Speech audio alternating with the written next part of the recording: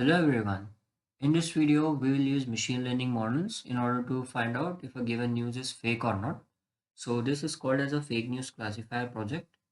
And the aim of the project is to build a fake news classifier using natural language processing. So as you can see over here, before we begin, we have to do some necessary imports. And over here, we have imported NLP utils. So what NLP utils does is that it offers us a set of APIs to work on strings such as names, sentences, paragraphs, and tokens, which are actually represented as an array of strings or words. And then we have pandas. We have imported pandas, and pandas will help us to create data structures. And not only creating data structures, but pandas also help us to manipulate those data structures, and we are going to read our dataset with the help of these pandas. And then we have imported Seaborn, and Seaborn will help us to visualize statistical graphs. So Seaborn is basically a data visualization library which is based on Matplotlib. And then over here we have imported train test split. So train test split is something that we will use in order to divide our dataset into training and testing parts. And after we divide our data set into train and test, we use our machine learning models.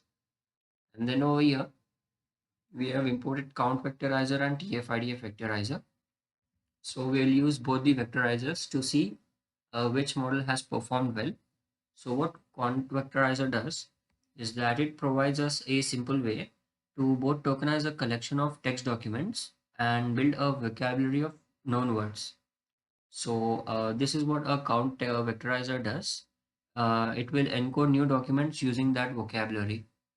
And then we have imported TF-IDF vectorizer. So TF-IDF stands for term frequency and inverse document frequency. So this is a very common algorithm again to transform text into meaningful representation of numbers, which is used to fit machine learning models for our predictions.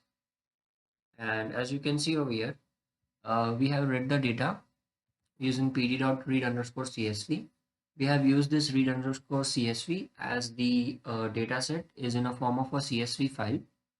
And over here, you can see that the data set is called as train.csv. And once we have read the data, we have loaded the data, and you can see over here that we have columns over here like the ID column, title, author, text, and label. So the label column over here is our target column, and 0 means that the given particular sentence is not fake, and 1 means that the particular sentence given is fake. And so basically this is the label column, which is nothing but our target column. So let us go ahead and do some data understanding. So first things first, we will see how many rows and columns are present in our data set.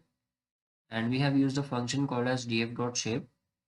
What this line will really show us is that it will display us the total number of rows and columns present in the data set.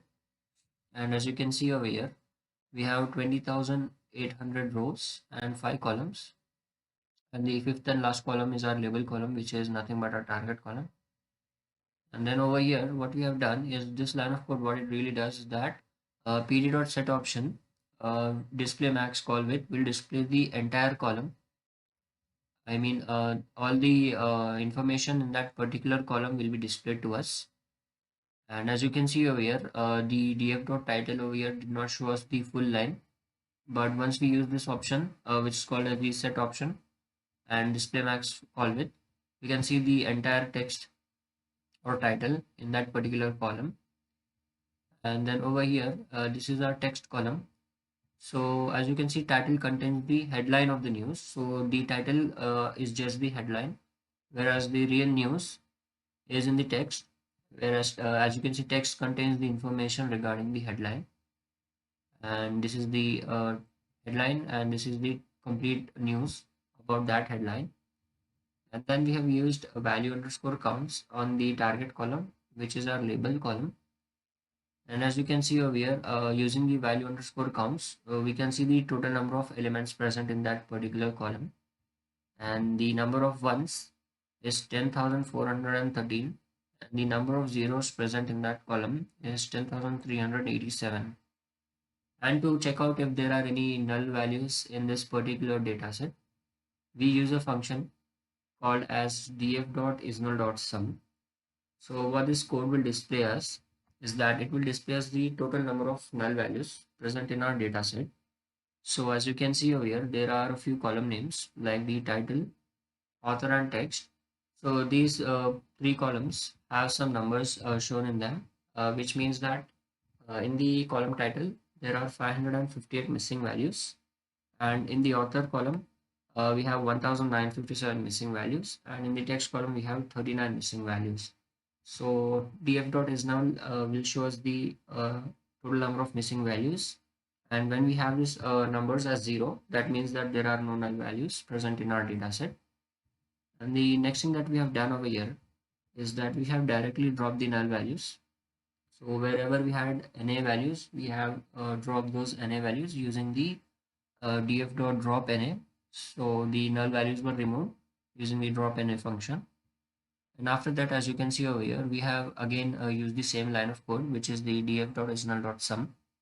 And as I told earlier, we can see that there are zeros. That means there are no null values present in our dataset now.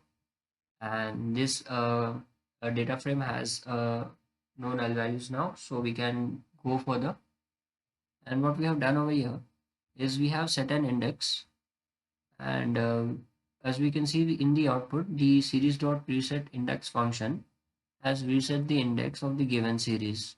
So this is our data frame now, and the reason why we see these cells the reason why we can see such huge cells now is because we use a function above called as the max width. We use this code which set ped.set option. That's the reason why our data frame is now looking so big. And then let us go ahead. And the next thing that we have done over here is we have imported another library like the RE. So we have imported RE, which is nothing but the regular expressions. So regular expressions are nothing but they are a special sequence of characters that help us find or match other strings or a set of strings. And then we have imported strings. Then this is the text cleaning part. So the particular columns, text and title have some uh, symbols in them like special characters. So these special characters, as you can see over here, we have the addition character over here. So these special characters and alphanumerics have to be removed, and the data has to be processed. And as you can see over here, this code will find out if there are any alphanumeric values. So alphanumeric values are nothing but they are numbers with letters attached to them. So we have used the lambda function, and as you can see here, we have used the slash w. These are nothing but this will find if there are any words and digits attached together.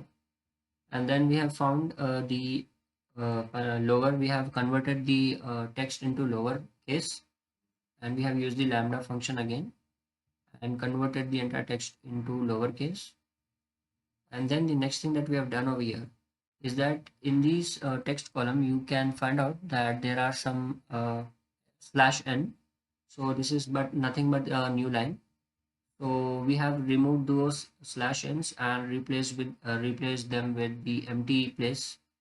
That's nothing. We have removed these slash n's in using this particular piece of code. And then the other thing that we have done is we have removed non-ASCII characters. Again, we have used the lambda function and removed all the non-ASCII characters.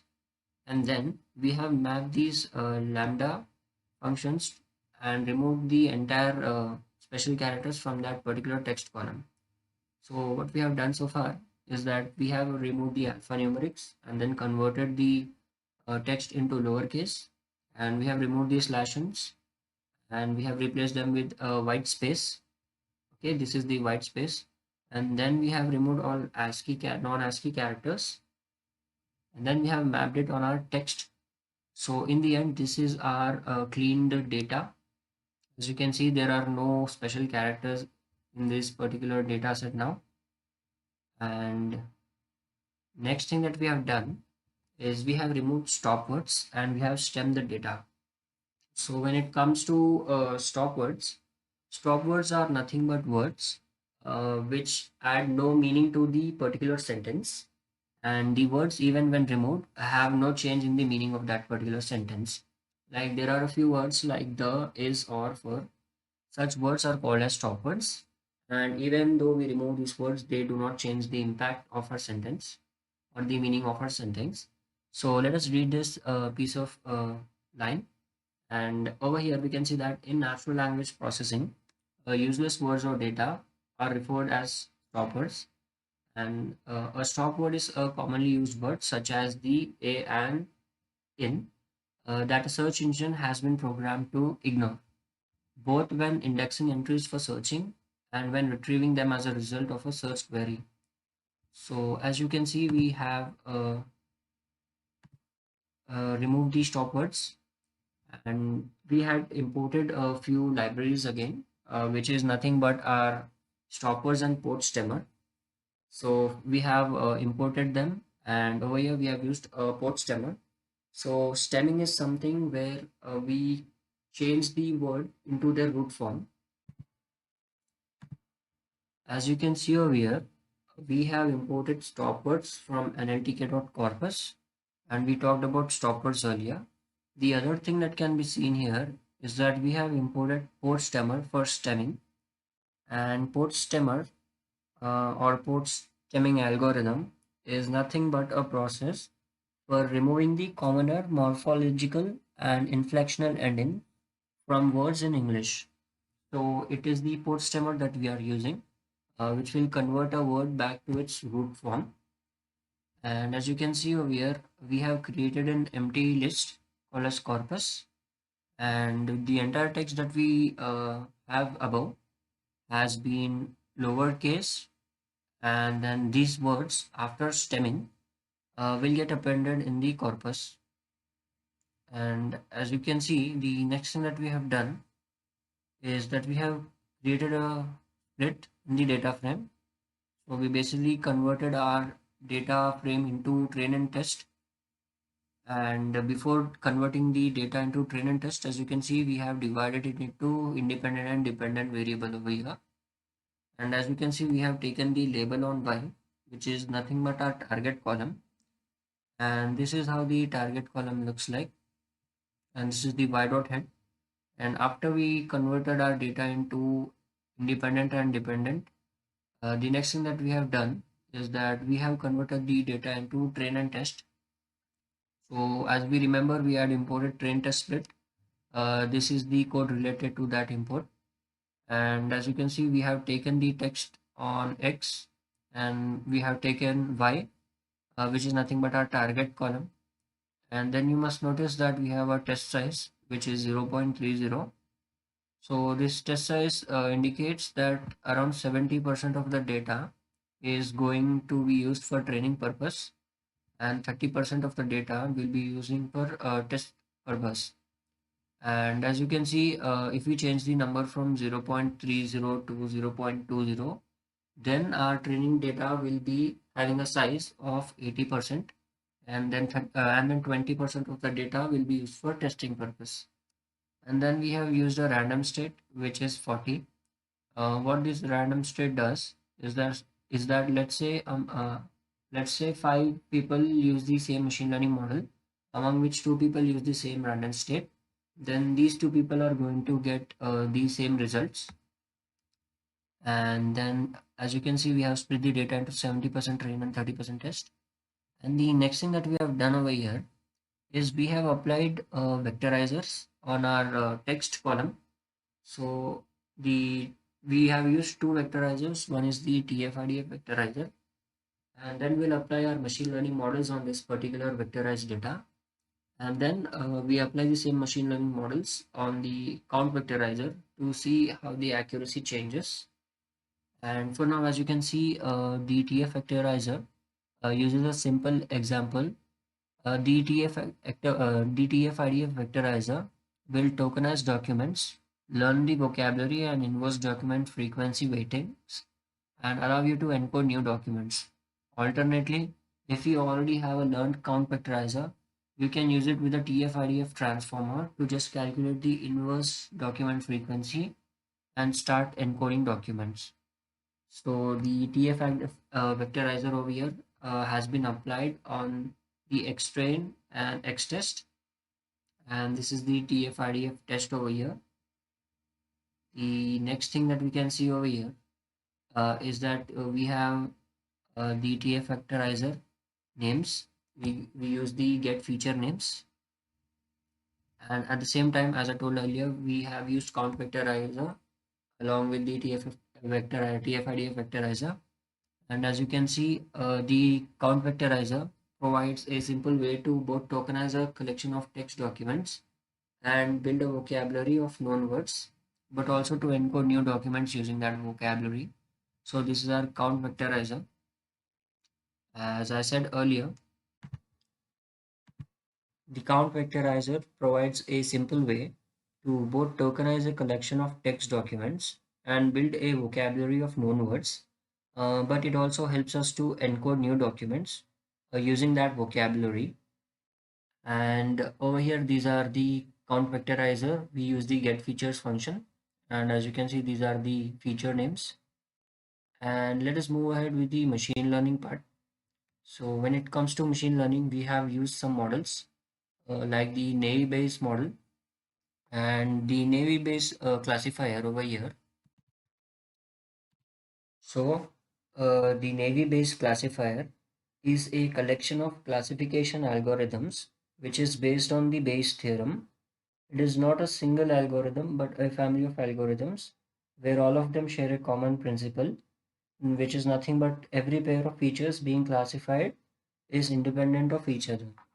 So over here we have used this Navy Bayes model or the Navy Bayes classifier, and we have used this model on the TF-IDF vectorized, and this is the TF-IDF vectorized Navy Bayes classifier, and we have used a multinomial Navy Bayes, and to evaluate these models we are using something called as metrics, and the metrics that we will use to see how well our model is predicting, we are going to use the accuracy score.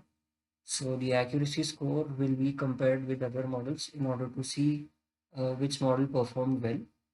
And at the same time, we are going to use something called as the confusion matrix. And confusion matrix is another evaluation metric which can be used to find out how well our model is performing. And we can find out the total number of wrong predictions made by our model with the help of the confusion matrix. And as you can see over here, we have used this multinomial Navy Bayes, and we have fit this model on the TF-IDF vectorized uh, model. We are using this model on the TF-IDF vectorized, and then we have fit the model on TF-IDF train and Y-train, and then we are using this model to predict on the TF-IDF test. So we are predicting the model on train and test, and then we use the accuracy score, and over here we have printed a confusion matrix.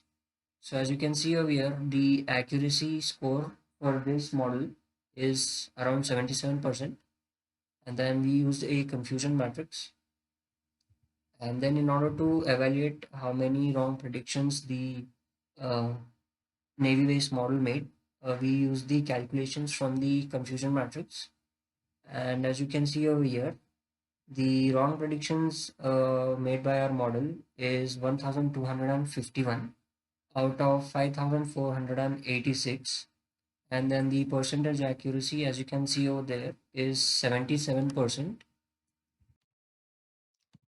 The next thing that we have done over here is that we have plotted this confusion matrix, and we used a heat map, and as you can see, this is our confusion matrix, and then we have applied the same model again, but this time we have count vectorized, and previously we used the TF-IDF vectorizer, and this time we are going to apply the same model which is nothing but our Navy Bayes model, and we will apply it on the count vectorized data. And as you can see, we have used the same multinomial naive Bayes, but this time we have used the count train. Then we have predicted the model on the test as well as the train. And then we have used the similar evaluation metric over here, which is nothing but our accuracy score. And then we have printed the confusion matrix. And as you can see over here, this time the accuracy is 90. And previously the accuracy using the TF-IDF was 77. So we can say that the count vectorized model is performing well as compared to the TF-IDF model. And as you can see, we have our accuracy as 90, and this is the confusion matrix.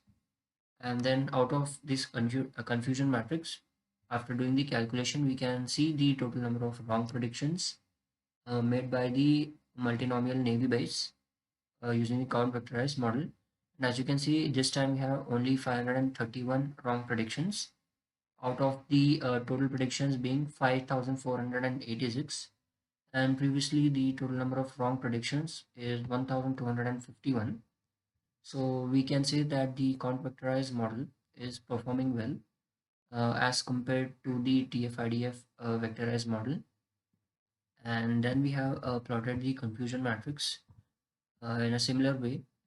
We use the heat map again, and after that we have used another model which is nothing but our random forest classifier, and we have imported this random forest classifier from sklearn.ensemble. And a random forest is a robust machine learning algorithm that can be used for both regression and classification tasks.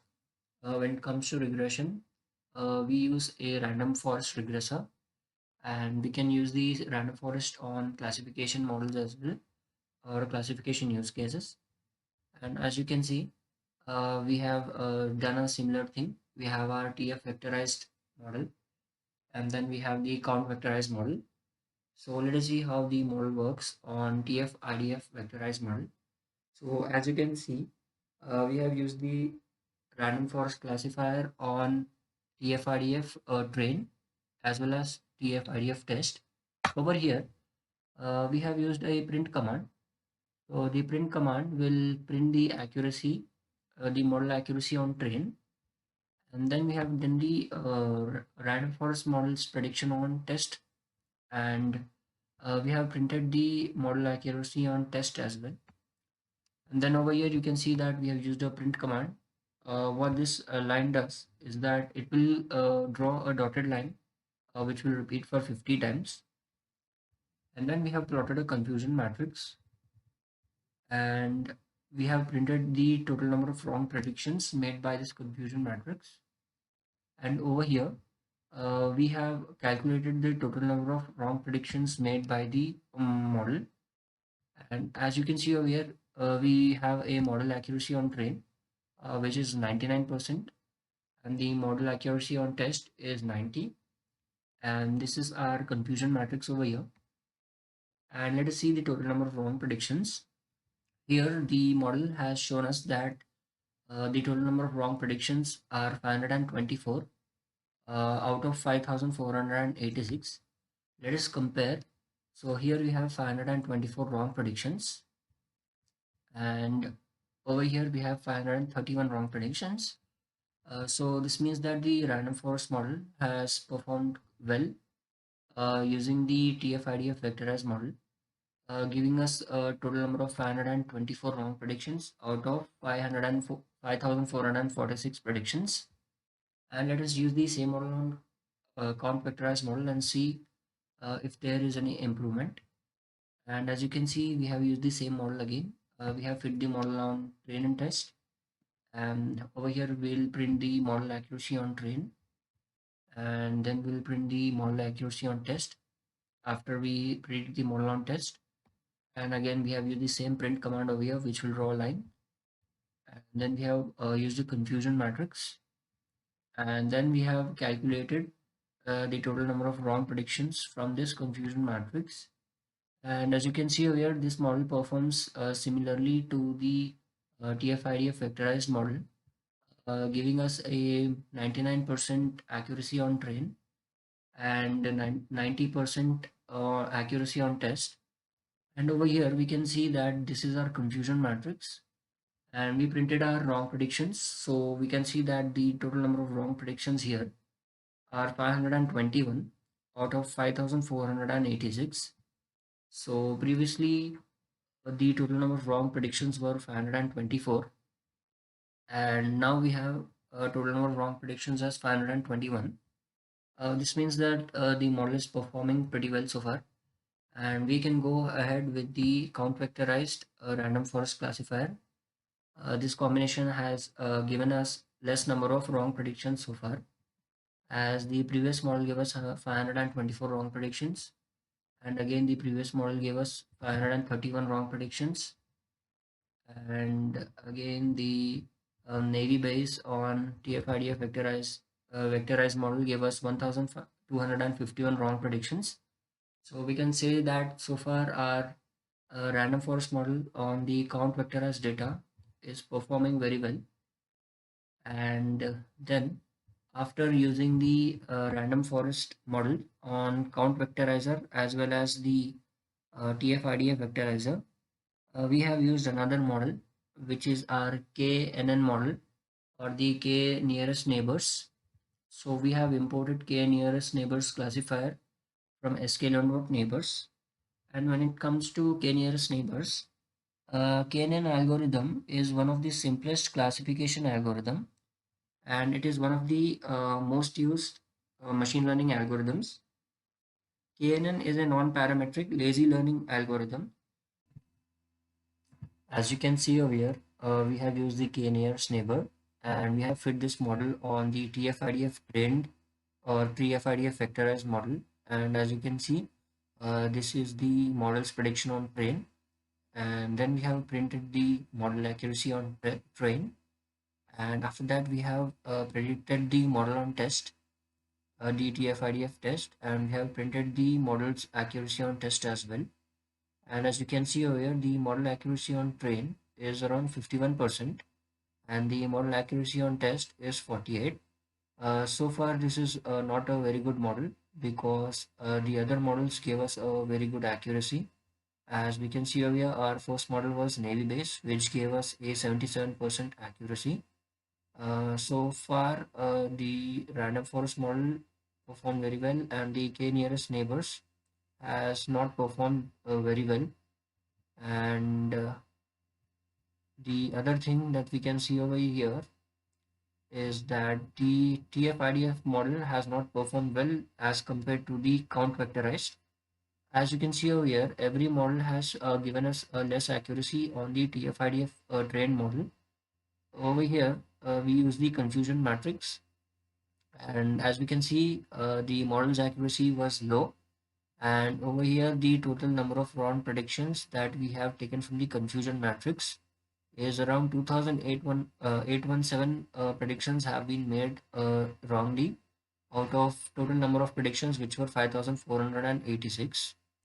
And let us go ahead and use the same model again, but this time we'll use it on the count vectorized model. And as you can see, there is a significant improvement as compared to the TF-IDF model. Over here, we have done the same thing again. We have fit the k nearest neighbors model on the count train, and then we have predicted the model accuracy on train, and then we predicted we printed the model accuracy on train, and then we have predicted the model on test, and then printed the model accuracy on test as well. And as you can see over here, the model accuracy on train is 78%, and the model accuracy on test is 73. And then we use the confusion matrix, and the confusion matrix over here has given us a total number of wrong predictions again. And this time the total number of wrong predictions is 1470 out of 5486. This time we have less wrong predictions as compared to this TF-IDF model, which gave us 2817. But so far the KNN model has not performed very well. The perfect model so far is the random forest classifier on the count vectorized model, which gave us a 90% accuracy on test, with the total number of wrong predictions being 521. And this model can be further hyperparameter tuned in order to check if there's any improvement. And but for now, this is it for this video, and hope you like this video, and until then, have a good day. Take care.